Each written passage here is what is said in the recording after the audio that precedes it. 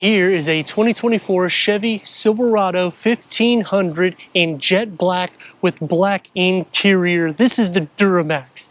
This year, we get a black appearance, which you can put on the LTZ, which we have. I'm Anthony from Hawkeye Rides, and I'm gonna touch bases on some pros and cons, the comparable rivals, and the problem that I have with the Silverado, starting off with that black appearance package or the dark essential package.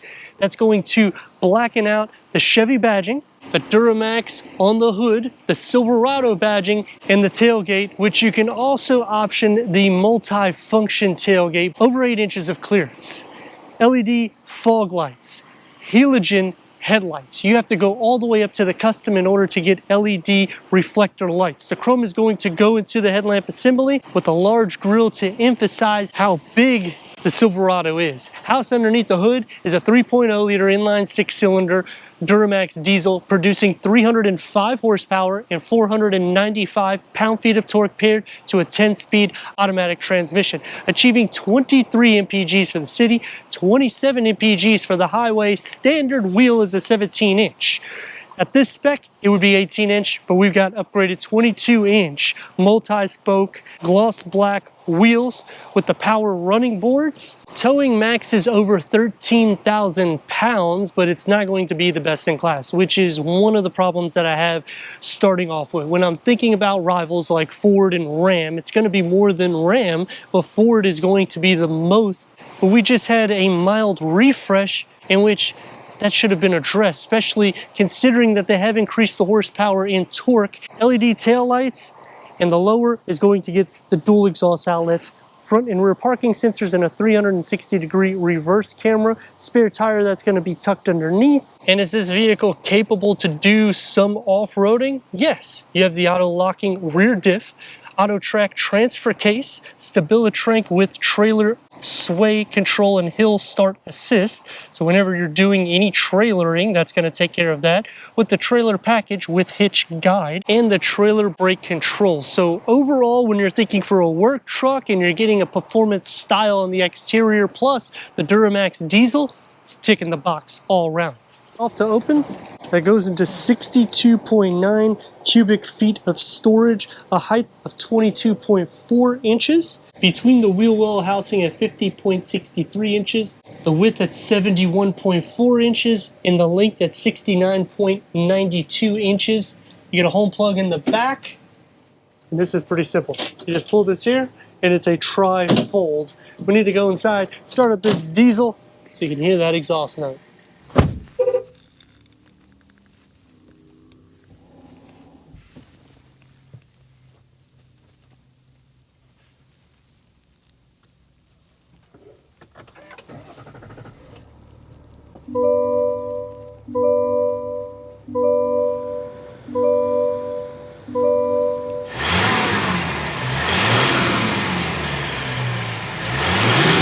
Ten-way power seat adjustment start on the LT. The base trim will have 6-way manual adjustment for both the front occupants, heated ventilated seats, leather seats because of the LTZ.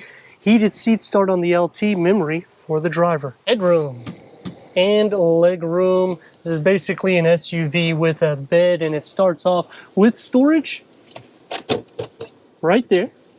Storage sleeve right here for the passenger, and for the driver, I kind of wish it was a full pass through.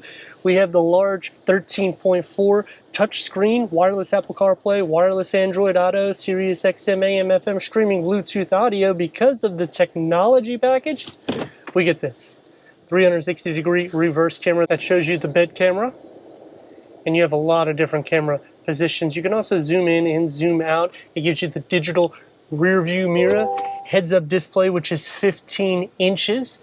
We get the upgraded Bose sound system, a flat dash, but you know, you still have a little storage tier right here. Dual climate control settings, it's standard as a single climate control settings. Then you get a storage pocket here and the key fob for the Silverado 1500.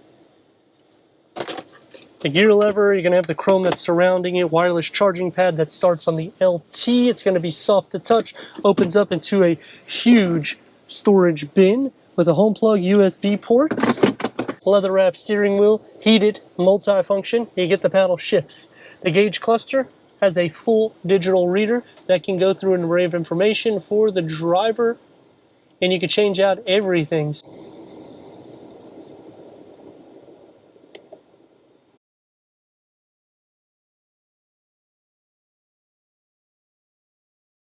And each section can be tailored that way.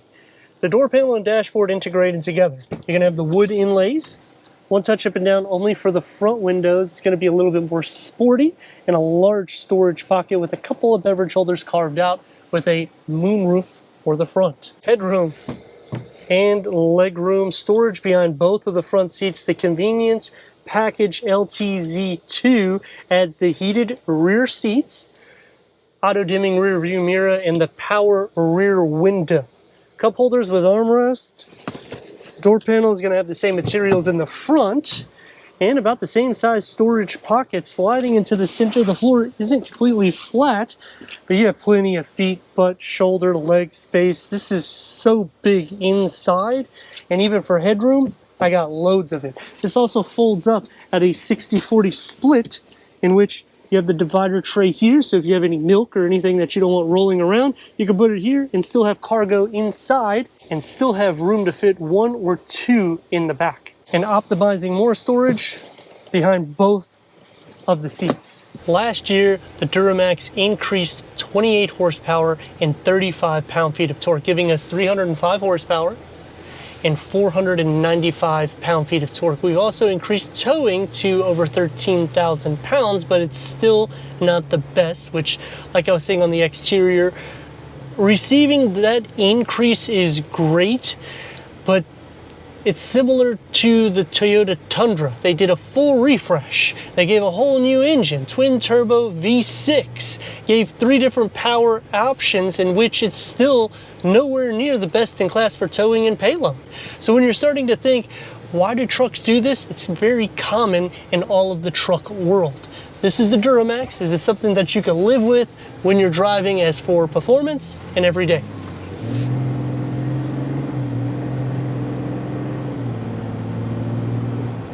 I think so. Drive smooth, ground clearance is great.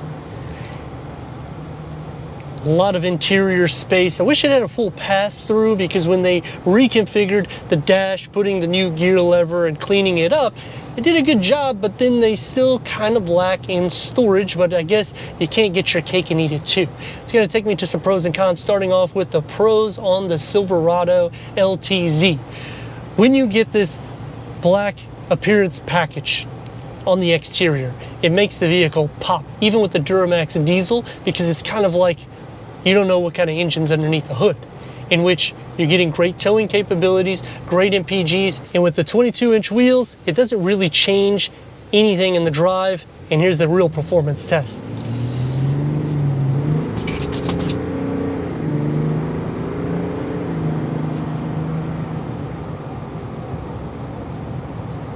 Suspension isn't firm, so going on a higher speed like the interstates, it's just going to glide.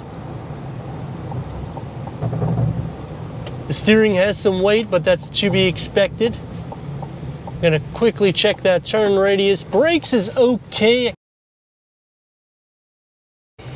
and you're looking around 3 and a part lane.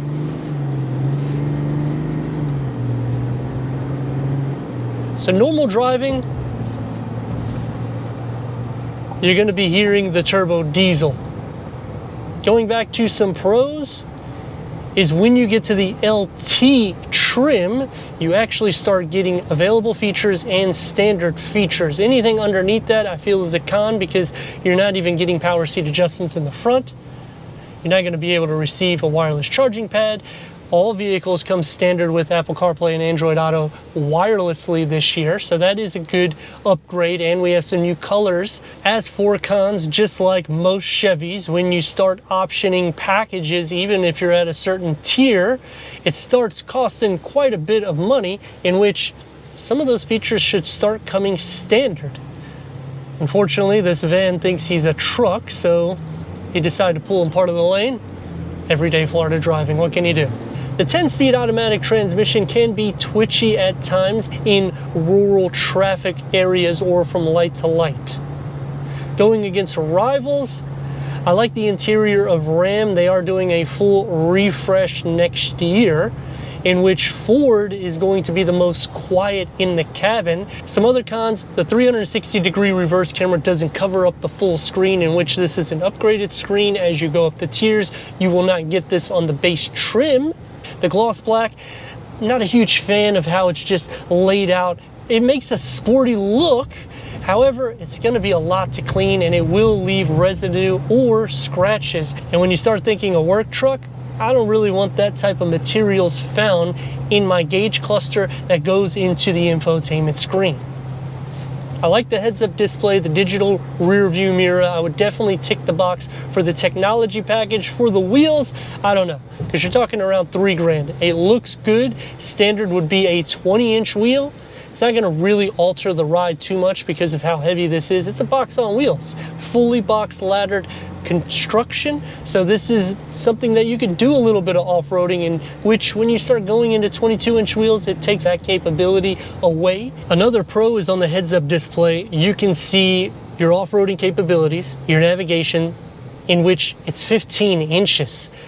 The thing that I dislike, or the con, is you still have to add features in order to get an auto dimming rear view mirror or a moonroof. Once you start getting into these prices, that's where I feel this should be standard. But let me know your thoughts in the comments, and if you're new to the channel, consider subscribing. Check out the next video, merchandise, website, and Instagram. Leave a comment and a like, and I'd like to thank Morgan Chevy for giving us this 2024 Chevy Silverado 1500 LTZ for our car review.